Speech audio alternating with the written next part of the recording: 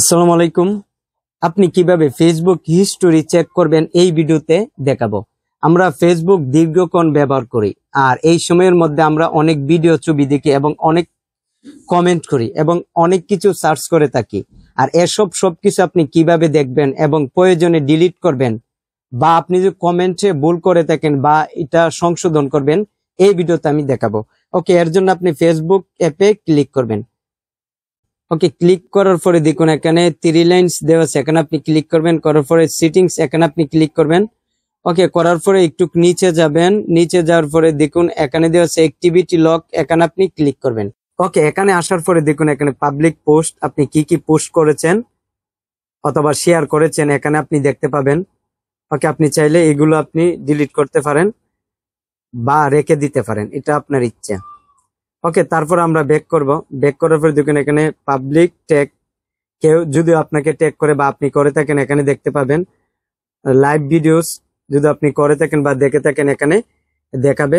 ওকে, story activity, এখানে যদি আপনি কোনো কারো স্টোরিতে লাইক দিয়ে থাকেন ওকে তাহলে দেখতে পাবেন। আপনি চাইলে এগুলো রিমুভ করতে পারেন, আর না চাইলে রেখে দিতে পারেন, এটি আপনার ইচ্ছা।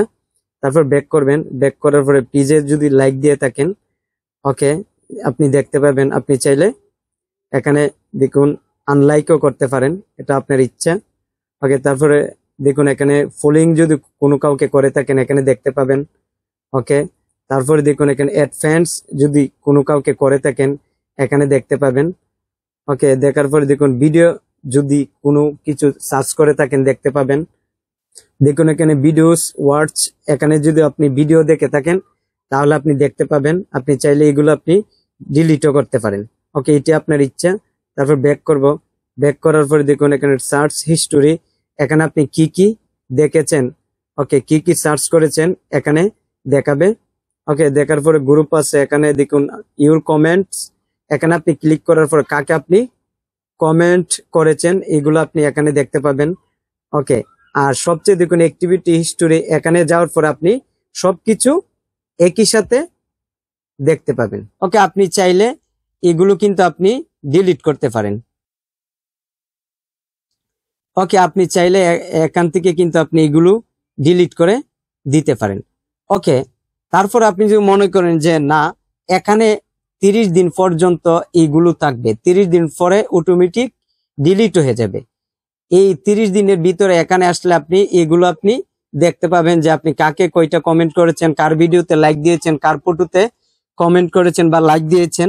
ওকে, আপনি যদি চান এখান থেকে আপনি ডিলিট করে দিতে পারবেন, এবং আপনি যদি চান যে কোনো কাউকে আপনি কমেন্ট করেছেন এবং এটি ভুল হয়েছে তাহলে সংশোধন করতে পারবেন। দেখুন এখানে আমি একটা কমেন্ট করেছি, এতে ভুল হয়েছে, আমি এখানে ক্লিক করব।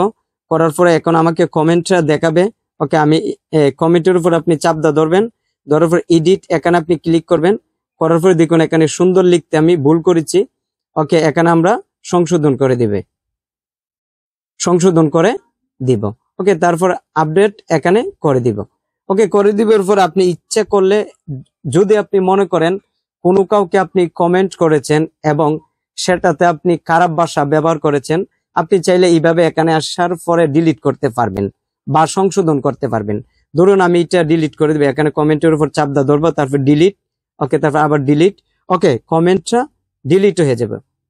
ওকে, কমেন্টটি ডিলিট হয়ে যাবে। এখন যদি ব্যাক করে ইচ্ছা করলে এগুলো এখন ডিলিট করে দিতে পারবো।